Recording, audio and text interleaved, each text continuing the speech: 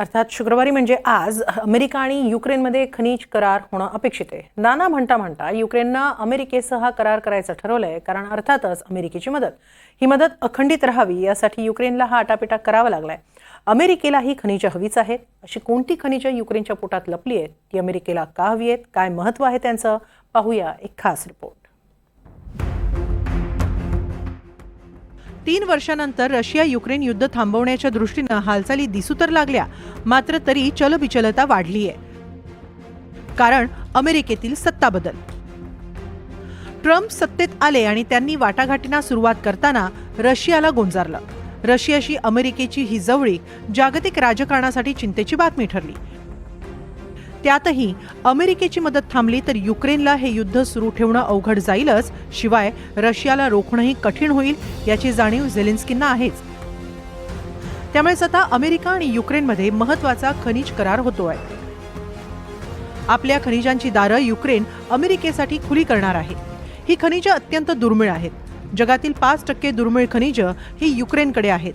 Critical raw मटेरियलच्या रूपातील ही खनिजं युरोपसह रशिया आणि अमेरिकेलाही हवी असतात. यातली महत्त्वाची खनिजं पाहूया. जगातील पहिल्या 10 देशांमध्ये टायटेनियमचा साठा असलेला युक्रेन हा एक देश आहे. जागतिक उत्पादनापैकी युक्रेनचा हिस्सा 6 ते 7% आहे. रशियन आक्रमणापूर्वी युक्रेनकडून अमेरिकेला संरक्षण क्षेत्रात टायटेनियमचा पुरवठा होत होता. तर चीन हा सर्वाधिक मोठा टायटेनियम उत्पादन करणारा देश आहे. रशिया, मोझांबिक, ऑस्ट्रेलिया, कॅनडा हे देखील टायटेनियमचे इतर मोठे पुरवठादार आहेत. वजनापेक्षाही टायटेनियमची ताकद अधिक असते.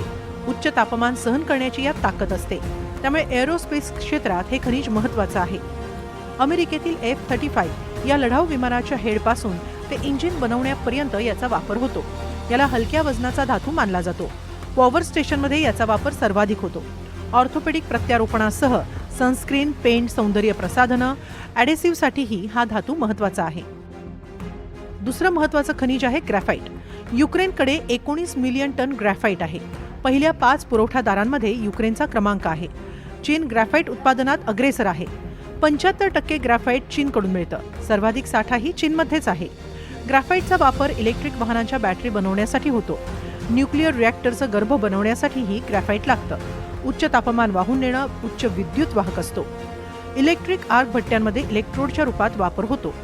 पेन्सिल, लुब्रिकंट, इलेक्ट्रिक वाहनातील कार्बन ब्रश बनवण्यासाठी ग्रॅफाइटचा वापर होतो.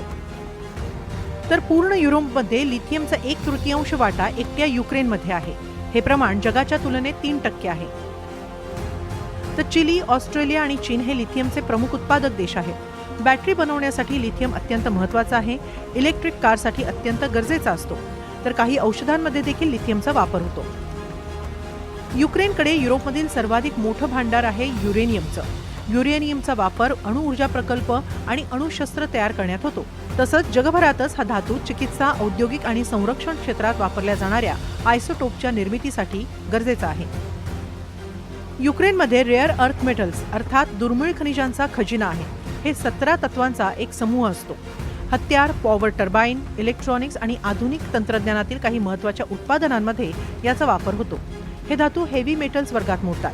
हे धातू खणून काढण्यासाठी मोठ्या प्रमाणात रसायनांचा वापर करावा लागतो. त्यामुळे हानिकारक कचरा बाहेर फेकला जातो. त्याचा पर्यावरणालाही धोका असतो. या खनिजांनी समृद्ध असलेल्या परिसराचा काही भाग रशियन आक्रमणानंतर रशियाकडे गेलाय. $350 बिलियन अमेरिकन डॉलर इतक्या किमतीची संसाधनं सध्या रशिया व्याप्त परिसरात आहेत. आता या खनिजांपर्यंत अमेरिकाही पोहोचणार आहे. तसा करार करण्यासाठीच झेलेन्स्की अमेरिकेत दाखल झाले. त्यामुळे साऱ्या जगाचं लक्ष शुक्रवारच्या भेटीकडे आहे. Bureau report, NDTV Marathi.